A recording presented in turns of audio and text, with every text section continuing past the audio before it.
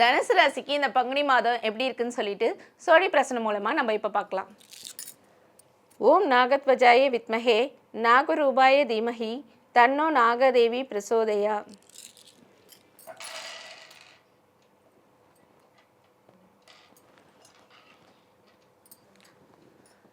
தனுசு ராசிக்கு பார்த்தீங்கன்னா அதாவது மோஸ்ட்லி இந்த தனுசு ராசிக்காரர்கள் பார்த்தீங்கன்னா எப்போவுமே வந்து எந்த ஒரு விஷயம் எடுத்தாலும் துருன்னு இருப்பாங்க. அதாவது ரொம்ப ஸ்பீடாக இருக்கக்கூடிய ராசிகள் பார்த்தீங்கன்னா இந்த தனுசு ராசிக்காரர்களாக தான் இருப்பாங்க.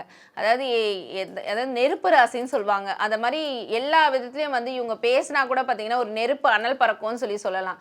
அந்த அளவுக்கு இருக்கக்கூடிய தனுசு ராசிக்காரர்களுக்கு இந்த பங்குனி மாதம் எப்படி இருக்குது அப்படின்னு சொல்லிட்டு நம்ம பார்க்க போகிறோம். அப்படின்னா அதாவது எல்லா விதத்துலேயும் ஏற்றம் நிறைந்த மாதமாக இந்த மாதம் அவங்களுக்கு அமையுது. அதாவது எந்த ஒரு விஷயம் எடுத்தாலும் சக்ஸஸ் தான் ஆகும். அதாவது ரொம்ப நாளாக வந்து ஒரு புதுசாக தொழில் தொடங்கணும்னு நினச்சிட்டு இருக்காங்க, இல்லை கணவன் மனைவிக்குள்ளே பிரச்சனை வந்து விவாகரத்து அளவுக்கு போயிருக்காங்க அப்படின்னு சொன்னாலும் இந்த மாதம் பார்த்திங்கன்னா அவங்கள தேடி வந்து பிரச்சனை வேண்டாம், யார் மேலே பிரச்சனைன்னு பேச வேண்டாம், நம்ம வந்து சேர்ந்து வாழலாம் அப்படின்னு சொல்லிட்டு சேர்ந்து வாழக்கூடிய மாதமாக இந்த மாதம் அமையுது.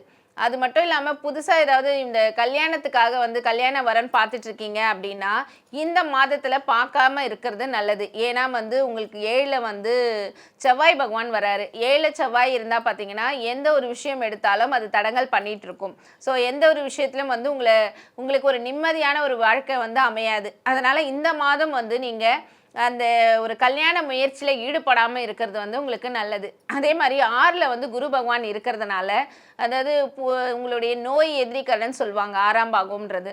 ஸோ நோய் எதிரி கடன்னும் போது நீங்களுக்கு வந்து தேவையில்லாத கடன்களை வந்து உங்களுக்கு இழுத்து விட்டுரும். ஸோ அதனால் வந்து கிரெடிட் கார்டு தான் இருக்கே, நம்ம போய் தேய்ச்சி நம்ம கடனை கட்டிக்கலாம் அப்படின்னு சொல்லிட்டு நீங்கள் ரொம்ப வந்து ஸ்வைப் பண்ணிகிட்டே இருந்தீங்கன்னா கண்டிப்பாக வந்து உங்களுக்கு பெரிய கடனில் கொண்டு போய் விட்டுடும். ஸோ தேவையில்லாத இந்த மாதிரி விஷயங்கள்லாம் வந்து நீங்கள் பண்ணாமல் இருக்கிறது வந்து உங்கள் வாழ்க்கையில் வந்து முன்னேற்றத்தை கொடுக்கும்.